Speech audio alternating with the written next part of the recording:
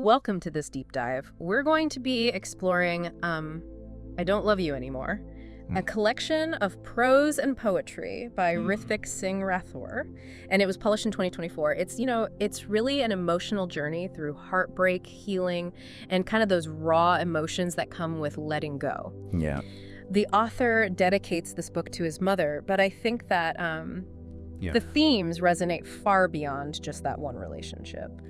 I agree with you. One of the things that struck me right away was the author's direct address to the reader.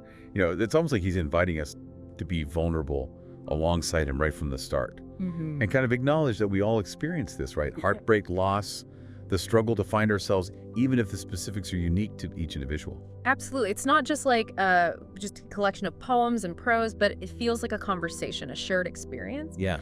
And one of the most prominent themes is unrequited love. And I mean, it's almost like a constant ache throughout the entire book. I agree. I was particularly struck by this line. More often than not, the person you wouldn't mind burning cities for is the same person who wouldn't mind leaving you in the fire. Ouch. Right. That is a very powerful line. It really speaks to, a phenomenon that we see in psychology a lot, especially when discussing attachment styles, There's this tendency, especially when you're talking about passionate love, to idealize the other person. And we can become so focused on what we want to see, the potential, the fantasy, that we overlook the reality of the situation, the red flags, the, sometimes even outright rejection. Right. And there's a whole body of research that explores why we might cling to these painful relationships, hoping for that change that may never come. It's like that quote just perfectly captures the inner turmoil between our hearts and our heads. Right. We know logically we should walk away, but those intense feelings keep us tethered. Yeah.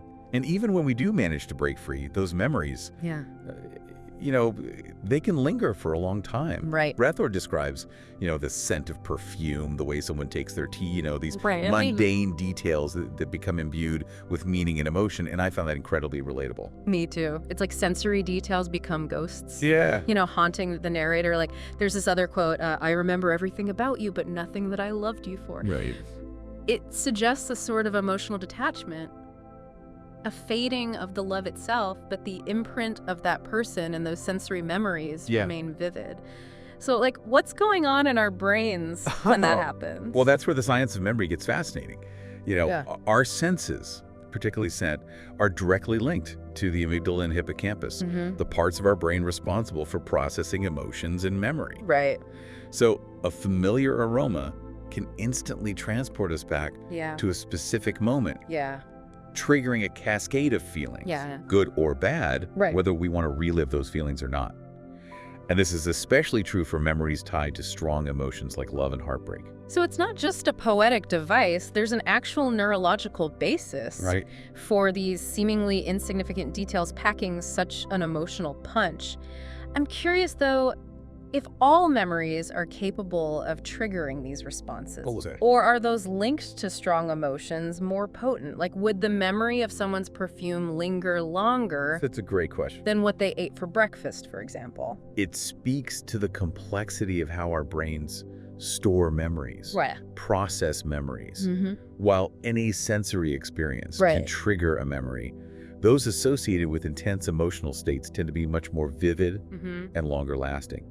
The amygdala plays a key role in memory consolidation. Yeah. So when we experience a strong emotion, the amygdala essentially says, this is important. Yeah. Don't forget this. It's like etches it more deeply. taking a picture with a better camera. Yeah. Higher definition. Exactly. Right. Yeah. It makes you wonder if that's a blessing or a curse, though, It's a duality, right? Yeah. On the one hand, these vivid memories can bring back really intense pain even years later. Right.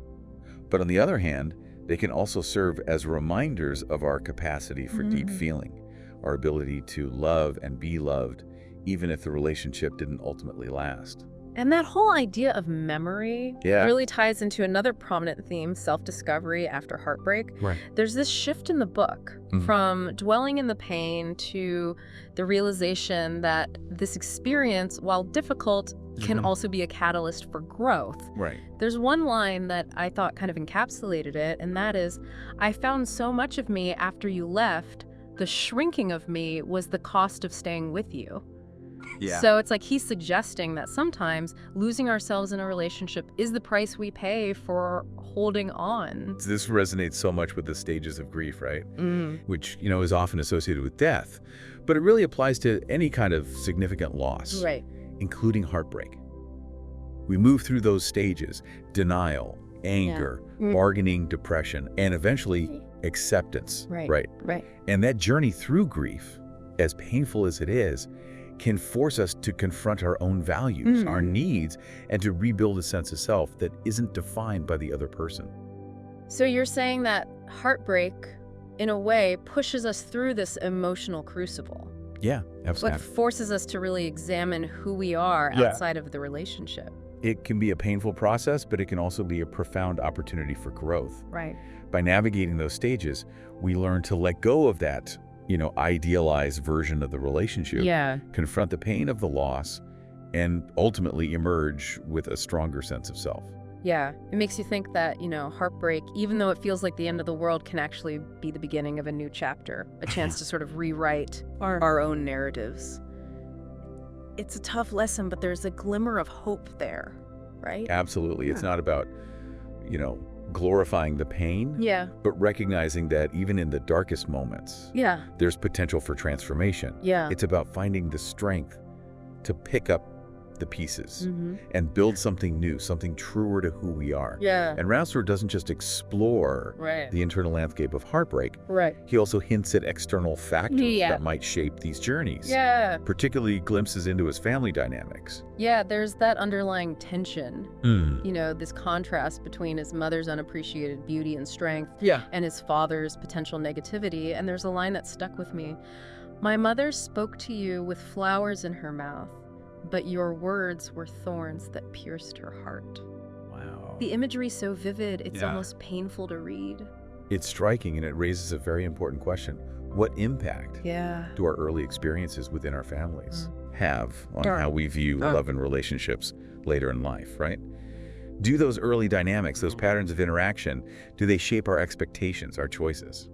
I'm wondering if, in a way, he's drawing a parallel between the unrequited love that he experienced in his romantic relationships Possible. and the potential lack of appreciation that his mother might have faced. Like, are those experiences somehow linked in his mind? Right. Could those early family dynamics have shaped his understanding of what love should look and feel like?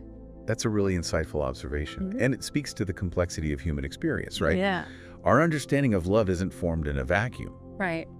It's influenced by so many factors, including, our early childhood experiences, societal norms, cultural beliefs, and even our own personalities and attachment styles. While it's impossible to say for certain whether Rathore is consciously drawing those parallels, his exploration of romantic love and family dynamics definitely invites us to consider the interconnectedness of those experiences and how they might shape our views on love, loss, and belonging.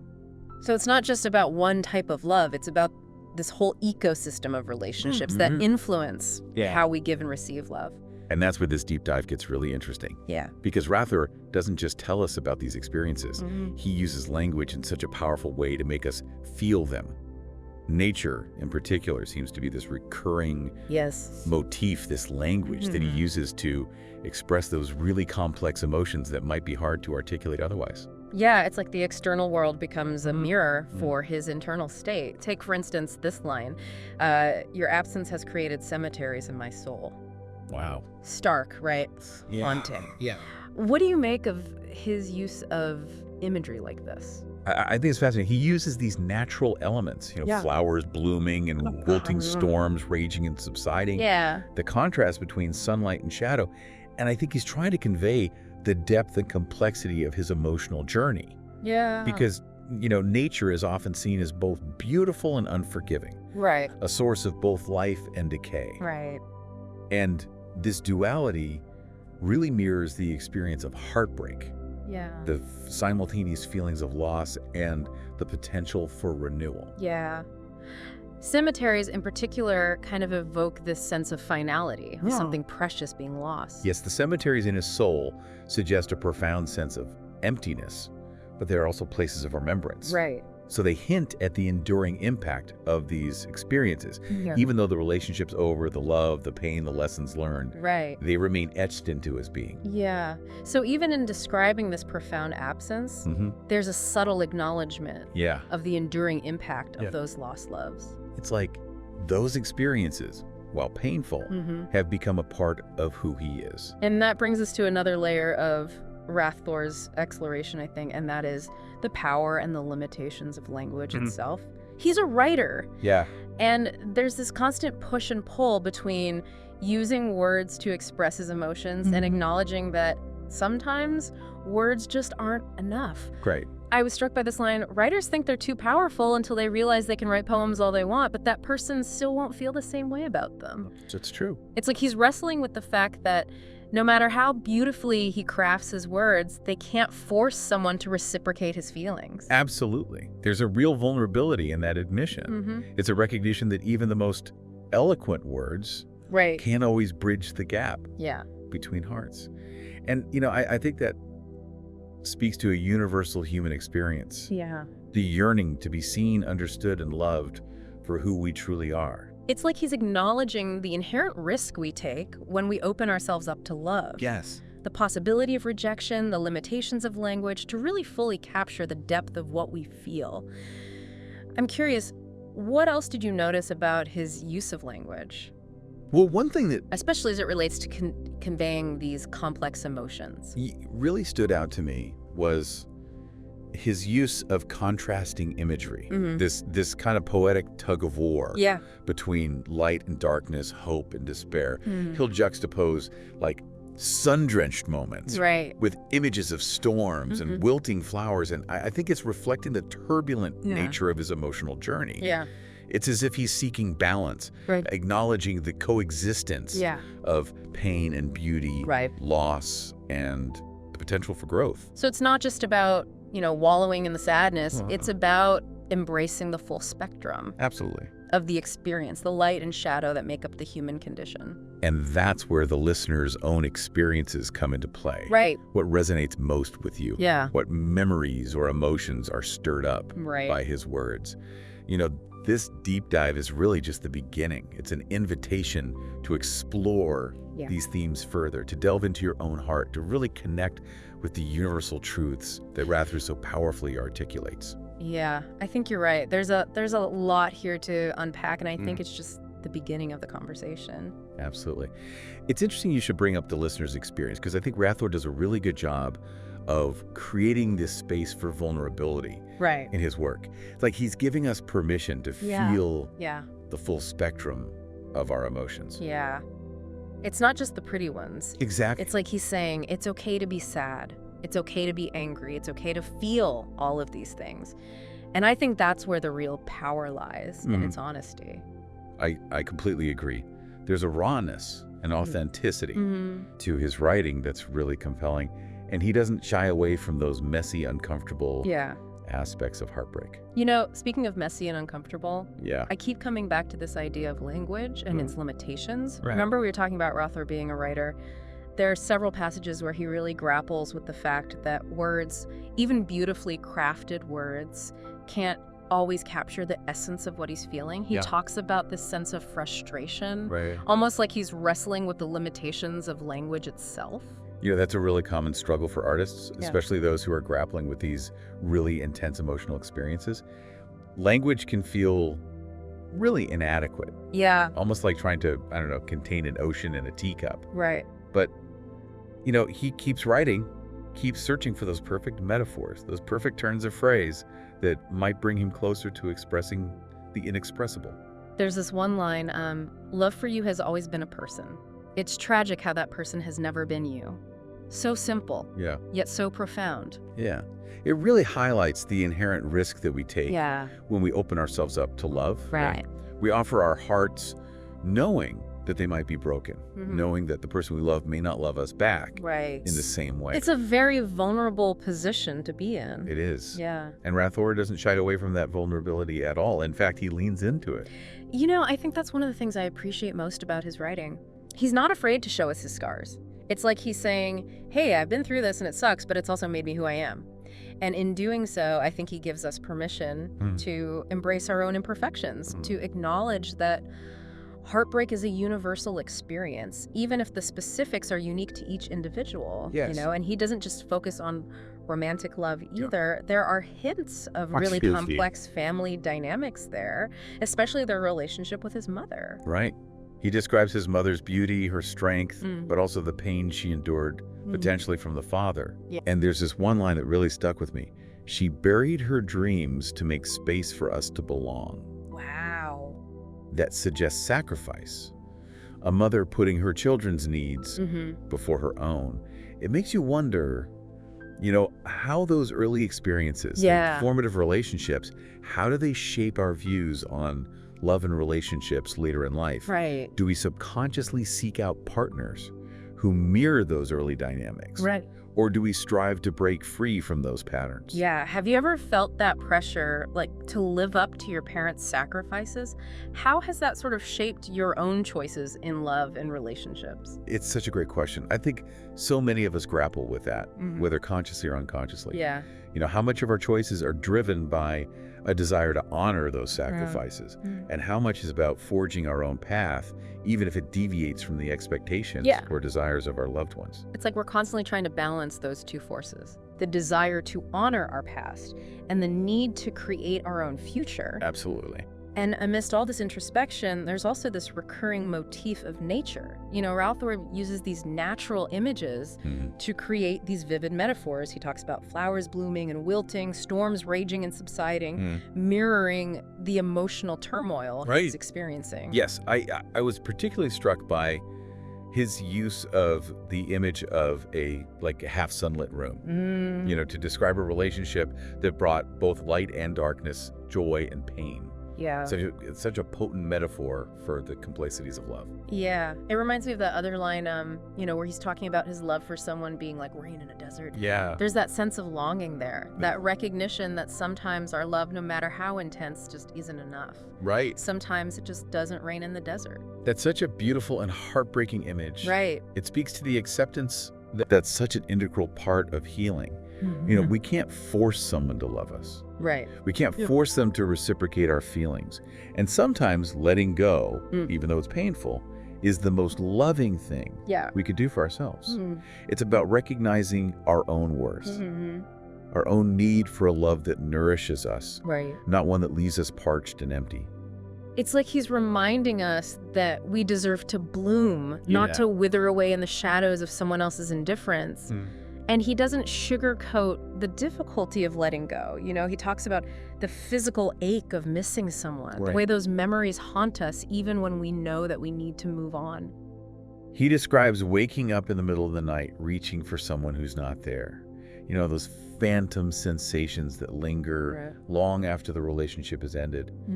It's a visceral reminder that heartbreak isn't just an emotional experience, it's a physical one too. Yeah. Our bodies hold on to those memories just as much as our minds do. Yeah. And yet, amidst all this pain, there's this thread of resilience, right? He writes about bettering the art of leaving people. Acknowledging that even though it's difficult, it's a necessary skill to develop, especially when self-preservation is at stake. There's a sense of hard-won wisdom there. Yeah. A recognition that sometimes walking away is the bravest, most loving act we can take. It's not about erasing the past, but learning from it, growing from it, and ultimately finding a love that honors who we are, flaws and all. It's like he's saying, I've been through the fire and I've come out stronger on the other side. There's this sense of hope there, a belief that even though love can wound us, it can also teach us, transform us, and ultimately lead us to a deeper understanding of ourselves. And that's what makes this work so compelling, so relatable. Yeah. Rathore isn't afraid to show us those scars. He's not afraid to acknowledge the messy, imperfect nature of love and heartbreak. And I think in doing so, he gives us permission to embrace our own imperfections, to own our stories, and to believe that even in the depths of despair, there's always that possibility of healing and renewal.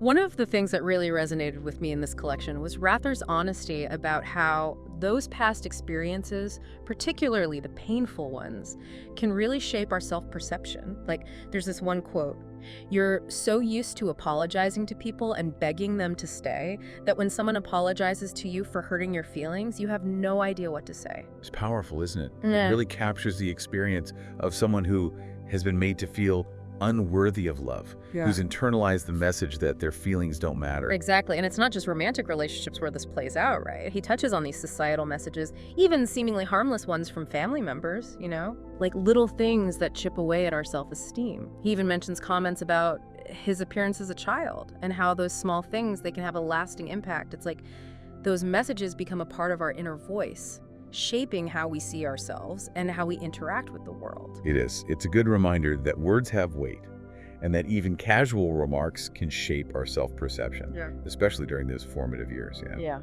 Rather's highlighting the importance of challenging those negative messages, both internal and external, cultivating a sense of self-worth that isn't dependent on other people's opinions. So instead of looking outward for that validation, it's about recognizing that our value comes from within. It's about finding that inner voice, that gut feeling that tells you what feels right, even when the world is shouting in different directions. Absolutely. Speaking of external validation, Rothers touches on the challenges of navigating social media in the context of heartbreak. Oh, that's interesting. Yeah. He talks about, like, the temptation to seek solace or validation online, but also acknowledges the potential pitfalls. He says he feels like his life is a book of poems written in advance. I mean, wow. Yeah, it's like we're all trying to create this perfect narrative, but it's often at the expense of our authentic selves. Right. It's like he's warning us against comparing, like, our behind the scenes to someone else's highlight reel. Yes. It's a really good reminder that social media often presents, like, a distorted view of reality. It's so important to focus on our own authentic experiences rather than getting caught up in those curated lives of others. It's choosing real connection over virtual validation. Yeah. And recognizing that true healing often happens offline. In those spaces where we can be vulnerable and authentic, without the pressure of likes or comments. Instead of seeking validation from, like, strangers online, it's about finding those people in our lives who see us, who hear us, and who support us without judgment or expectation. It's about those relationships that nourish our souls, not drain our energy. Exactly. And it's about recognizing that sometimes the most powerful connection is the one that we have with ourselves. Rather encourages the reader to embrace solitude, explore their inner landscapes, and to cultivate a deep sense of self-love and acceptance. It's so important. Yeah. Especially in a world that emphasizes that external validation and constant connectivity. Yeah. It's a good reminder that taking time for introspection, for solitude, isn't selfish. It's essential for our well-being. There's one passage where he talks about how after a relationship ends, we try to fill that void with distractions, with busyness, anything to avoid facing the pain. But he says that true healing requires us to kind of sit with the discomfort, to allow ourselves to feel the full weight of our emotions. He describes it as learning to deal with the absence of love. And acknowledging that it's not about finding a replacement. It's about learning to be whole and complete on our own. It's about that realization that we are enough. And our worthiness is not contingent on being in a relationship. That's such a powerful message, and one that I think is challenging to put into practice, right? It is. It's so much easier to distract ourselves than to sit with those uncomfortable feelings. But as he suggests, it's in those moments of stillness, of facing our own vulnerability, that we discover our true strength. Absolutely. It's about finding that inner resilience, that ability to bounce back from adversity and to emerge from those challenges with a deeper understanding of ourselves, a renewed appreciation for the beauty and fragility of life. So as we wrap up this deep dive into Rathore's work, what's one takeaway you hope listeners will walk away with? If I had to distill it down to one thought, I think it would be embrace your story. The joys, the heartbreaks, the triumphs, the failures, they've all shaped you into the incredible person you are today. Don't shy away from the messy, the complex, the raw emotions that make you human. Embrace them, explore them, and allow them to guide you on your journey. And remember, as Rathore so eloquently puts it, you can love someone with your whole heart and still leave them behind when you realize that it no longer serves you. Your heart is precious, and it deserves to be treated with care and respect, both by yourself and by those you choose to let into your life. The author describes unrequited love as painful, but also suggests that there are some feelings we'll always feel alone. Have you ever experienced a love that felt impossible to share? If so, how did you navigate those feelings? We encourage you to seek out Rathore's book for yourself. His words have a way of burrowing into your soul and sparking those deep, introspective conversations that we all need to have with ourselves from time to time. Thanks for joining us on this deep dive. Until next time, keep exploring, keep questioning, and keep embracing the messy, beautiful complexity of being human.